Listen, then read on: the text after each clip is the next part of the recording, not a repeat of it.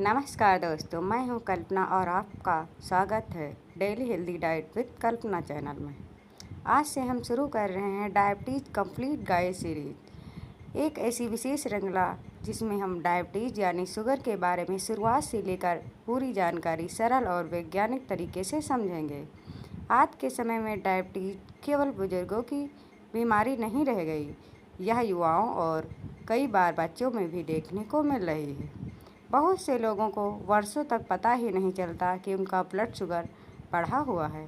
इसलिए हमने इस विषय को 5 भागों में बांटा है ताकि यह हर विषय आराम से और विस्तार से समझा जा सके। पार्ट 1 में हम जानेंगे डायबिटीज़ क्या है, ब्लड शुगर क्या होती है, इंसुलिन क्या है और यह कैसे काम करती है, डायबिटीज़ क्यों होती है, इसके प्रकार क्या हैं, शुरुआती लक्षण कौन से हैं और किन लोगों को इसका खतरा अधिक होता है। आने वाले भागों में हम जांच, डाइट, व्यायाम, योग और जीवन शैली के बारे में भी विस्तार से बात करेंगे। तो आइए सबसे पहले समझते हैं कि डायबिटीज़ वास्तव में होती क्या है। सबसे पहले एक महत्वपूर्ण बात समझते हैं। अक्सर लोग कहते हैं मुझे शुगर है, लेकिन मेडिकल भाषा में इस बीमारी को डायबिटीज़ मिलेटस कहा जाता है। हम जो भोजन करते हैं वह पचकर ग्लूकोज में बदलता है। यही ग्लूकोज हमारे शरीर को ऊर्जा देता है। जब किसी कारण से रक्त में ग्लूकोज का स्तर लंबे समय तक सामान्य से अधिक रहने लगता है, तब इस स्थिति को डायबिटीज़ कहा जाता है। ध्यान रखिए, केवल एक बार ब्लड शुगर बढ़ जाने से डायबिटीज़ नहीं मानी जाती। सही जांच और डॉक्टर की सलाह से ही इसका निदान किया जाता है। डायबिटीज़ एक ऐसी स्थिति है जिसे सही जानकारी, संतुलित भोजन और नियमित व्यायाम और डॉक्टर की सलाह के साथ लंबे समय तक अच्छी तरह नियंत्रित किया जा सकता है। अब सवाल आता है कि ब्लड शुगर आखिर बनती कैसे है। आइए इसे अगले पेज में समझते हैं। अब तक हमने समझा कि डायबिटीज़ क्या है, लेकिन इसे पूरी तरह समझने के लिए सबसे पहले यह जानना जरूरी है कि ब्लड शुगर या ग्लूकोज आखिर है क्या। जब हम रोटी, चावल, दाल, फल, दूध या अन्य कार्बोहाइड्रेट वाले खाद्य पदार्थ खाते हैं तो हमारा पाचन तंत्र उन्हें छोटे छोटे हिस्सों में तोड़ता है। इनसे बनने वाला सबसे महत्वपूर्ण तत्व है ग्लूकोज। ग्लूकोज हमारे शरीर का मुख्य ईंधन है। जैसे किसी गाड़ी को चलाने के लिए पेट्रोल की ज़रूरत होती है, उसी तरह हमारे शरीर की हर कोशिका को काम करने के लिए ग्लूकोज की आवश्यकता होती है। हमारा मस्तिष्क, मांसपेशियाँ और शरीर के लगभग सभी अंग ऊर्जा के लिए ग्लूकोज पर निर्भर रहते हैं। लेकिन समस्या तब शुरू होती है जब यह ग्लूकोज रक्त में तो मौजूद रहता है पर कोशिकाओं तक पहुंच नहीं पाता। तब ब्लड शुगर का स्तर बढ़ने लगता है। यहीं से डायबिटीज़ की शुरुआत हो सकती है। तो सवाल यह है कि ग्लूकोज को कोशिकाओं तक पहुंचाने का काम कौन करता है। आइए अगले पेज में समझते हैं। ग्लूकोज को शरीर की कोशिकाओं तक पहुंचाने का काम करता है इंसुलिन। इंसुलिन एक हार्मोन है जो हमारे शरीर के अग्नाशय में बनता है। इसे आप एक चाबी की तरह समझ सकते हैं। जैसे चाबी के बिना दरवाज़ा नहीं खुलता, वैसे ही इंसुलिन के बिना ग्लूकोज आसानी से कोशिकाओं के अंदर नहीं जा पाता। जब हम भोजन करते हैं तो ब्लड शुगर बढ़ती है। इसके जवाब में अग्नाशय इंसुलिन बनाता है। इंसुलिन ग्लूकोज को कोशिकाओं में पहुंचाता है जहां उससे ऊर्जा बनती है। यदि इंसुलिन कम बने तो शरीर उसे ठीक से इस्तेमाल ना कर पाए तो ग्लूकोज रक्त में ही जमा हो रहने लगता है और ब्लड शुगर बढ़ जाती है। अब समझते हैं कि सामान्य स्थिति में इंसुलिन कैसे काम करता है। आइए इसे एक आसान उदाहरण से समझते हैं। मान लीजिए आपका शरीर एक बड़ा शहर है। इस शहर की हर कोशिका एक घर है और ग्लूकोज उस घर तक पहुंचाने वाला भोजन है। लेकिन घर का दरवाज़ा तभी खुलेगा जब सही चाबी होगी। यह चाबी है इंसुलिन। जब इंसुलिन सही मात्रा में बनती है और ठीक से काम करती है तो ग्लूकोज आसानी से कोशिकाओं में पहुंचकर ऊर्जा में बदल जाता है। लेकिन अगर इंसुलिन कम बने और या शरीर उस पर सही प्रतिक्रिया ना दे तो ग्लूकोज रक्त में जमा होने लगता है। यही स्थिति लंबे समय तक बनी रहे तो डायबिटीज़ विकसित हो सकती है। इसलिए डायबिटीज़ केवल मीठा खाने की बीमारी नहीं है, बल्कि यह इंसुलिन और ग्लूकोज के संतुलन से जुड़ी एक जटिल स्थिति है। अब सवाल उठता है कि आखिर यह समस्या होती क्यों है। अगले पेज में हम विस्तार से समझेंगे कि डायबिटीज़ होने के मुख्य कारण क्या है? अब तक हमने समझा कि इंसुलिन क्या है और यह कैसे काम करती है। अब सबसे महत्वपूर्ण सवाल है, आखिर डायबिटीज होती कैसे है? सामान्य स्थिति में जब हम भोजन करते हैं तो शरीर उस भोजन को ग्लूकोज में बदल देता है। इसके बाद अग्नाशय इंसुलिन बनाता है और इंसुलिन ग्लूकोज को कोशिकाओं तक पहुंचाकर ऊर्जा में बदलने में मदद करती है। लेकिन डायबिटीज दो मुख्य कारणों से हो सकती है। पहला, जब शरीर पर्याप्त मात्रा में इंसुलिन नहीं बना पाता। दूसरा, जब इंसुलिन तो बनती है लेकिन शरीर की कोशिकाएं उस पर सही तरह से प्रतिक्रिया नहीं देती। इसे इंसुलिन रेजिस्टेंस कहा जाता है। ऐसी स्थिति में ग्लूकोज रक्त में जमा होने लगता है और ब्लड शुगर का स्तर बढ़ जाता है। अगर यह लंबे समय तक बना रहे तो धीरे धीरे शरीर के कई अंग प्रभावित हो सकते हैं। इसलिए डायबिटीज को समझना और समय पर नियंत्रित करना बहुत ज़रूरी है। लेकिन क्या सभी लोगों में डायबिटीज एक जैसी होती है? इसका जवाब है नहीं। आइए अगले पेज में इसके प्रकार समझते हैं।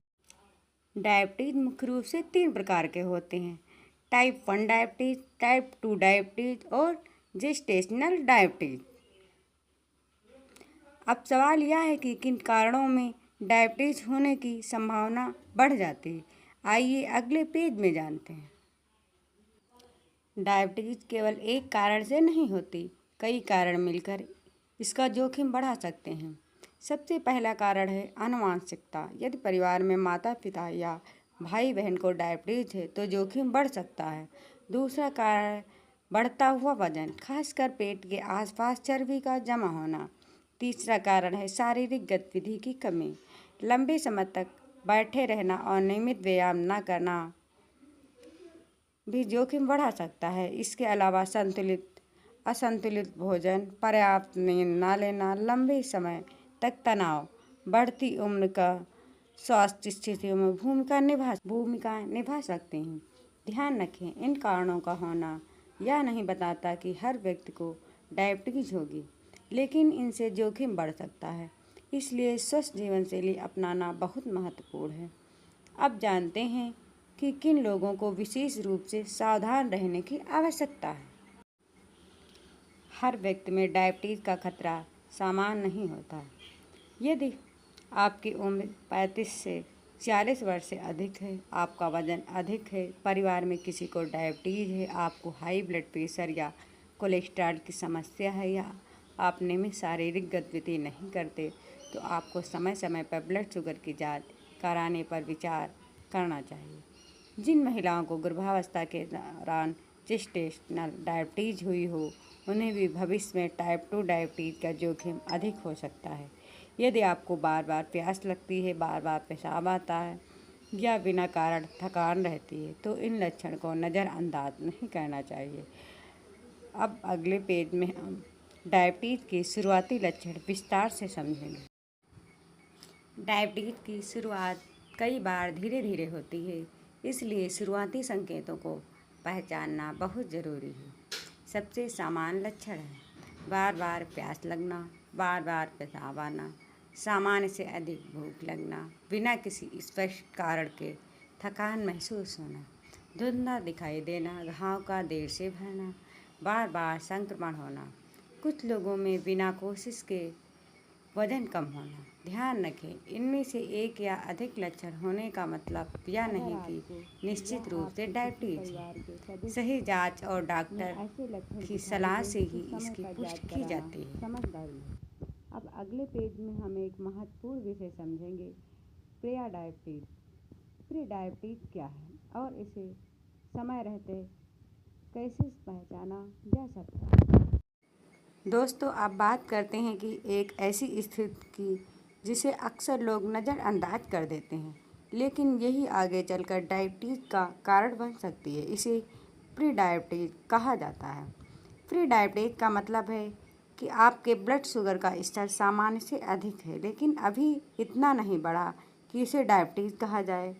इसे आप एक वेनिंग स्टेज भी कह सकते हैं।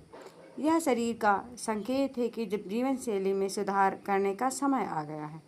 अच्छी बात यह है कि इस चरण में संतुलित भोजन, नियमित व्यायाम, वजन नियंत्रित रखने और स्वस्थ आदतें अपनाने से कई लोगों को में आगे चलकर टाइप 2 डायबिटीज होने का जोखिम कम किया जा सकता है। इसलिए अगर आपकी जांच में प्री डायबिटीज बताई गई है तो इसे हल्के में ना लें और डॉक्टर से सलाह लेकर आगे की योजना बनाएं। अब सवाल है कि किन संकेतों पे हमें डॉक्टर से मिलना चाहिए। आइए अगले पेज में समझते हैं। कई लोग सोचते हैं कि जब तक परेशानी बहुत ज़्यादा ना हो तब तक डॉक्टर के पास जाने की ज़रूरत नहीं, लेकिन डायबिटीज़ में समय पर जांच और सलाह बहुत महत्वपूर्ण होती है। अगर आपको बार बार प्यास लगती है, बार बार पेशाब आता है, बिना कारण थकान रहती है, धुंधला दिखाई देता है, घाव देर से भरते हैं और आपके परिवार में डायबिटीज़ का इतिहास है, तो डॉक्टर से सलाह लेकर जांच कराना उचित रहेगा। यदि आपकी रिपोर्ट में ब्लड शुगर सामान्य से अधिक आती है तो घबराने की बजाय डॉक्टर से मिलकर आगे की योजना बनाएं। याद रखिए, जल्दी पहचान और सही देखभाल भविष्य में कई समस्याओं के जोखिम को कम करने में मदद कर सकती है।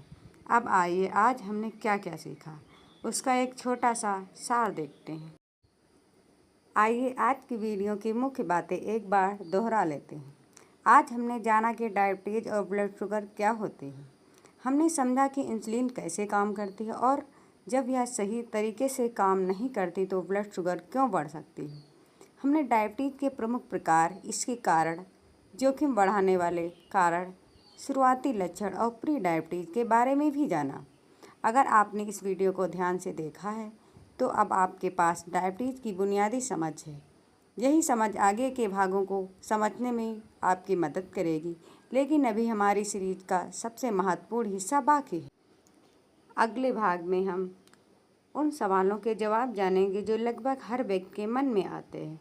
डायबिटीज़ की जांच कैसे होती है, fasting blood sugar, BP blood sugar और HbA1c क्या होती है, रिपोर्ट में कौन सी वैल्यू सामान्य मानी जाती है, घर पर ग्लूकोमीटर से ब्लड शुगर कैसे जांचें और किन परिस्थितियों में डॉक्टर से तुरंत संपर्क करना चाहिए। अगर आप डायबिटीज़ की सही तरीके समझना चाहते हैं तो पार्ट 2 बिल्कुल मिस मत कीजिए, क्योंकि यह जानकारी रोज़मर्रा की देखभाल में बहुत उपयोगी हो सकती है। दोस्तों, उम्मीद करती हूँ कि diabetes complete guide series part 1 आपको पसंद आया होगा और इससे आपको डायबिटीज़ की बुनियादी जानकारी समझने में मदद मिली होगी। याद रखिए, सही जानकारी जागरूकता बढ़ाती है, लेकिन जांच, इलाज और दवाओं से जुड़े निर्णय हमेशा डॉक्टर की सलाह से ही लेने चाहिए। अगर यह वीडियो आपके लिए उपयोगी रही हो तो इसे अपने परिवार और दोस्तों के साथ शेयर ज़रूर करें, ताकि अधिक से अधिक लोग सही जानकारी प्राप्त कर सकें। अगर आपने अभी तक daily healthy diet with Kalpana channel को सब्सक्राइब नहीं किया तो अभी सब्सक्राइब करें और बेल आइकन दबाएं, ताकि इस सीरीज का पार्ट 2 आते ही आपको इसकी सूचना मिल सके।